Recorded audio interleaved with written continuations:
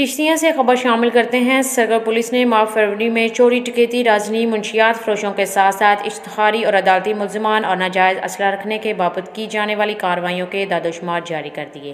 جنوبی Punjab bureau chief حافظ محمد بشیر۔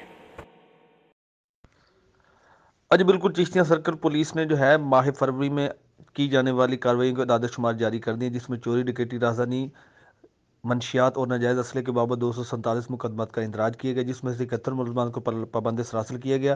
اس کی تفصیل کے مطابق کیٹیگری 1 کے 6 اشتہاری ملزمان، 38 عدالتی مفروران، ناجائز اسلحے میں گرفتار شدہ لوگوں سے برآمد کی جانے اسلحے میں 10 عدد پسٹل، 30 بور اور 2 عدد بندوقیں، 1 عدد کاربین، 1 عدد کلاشنکوف اور 115 کے قریب راؤنڈ برآمد کیے گئے۔ اسی طریقے سے 895 گرام چرس، 777 لیٹر شراب اور 3 عدد چالو بھٹیاں بھی برآمد کی گئیں۔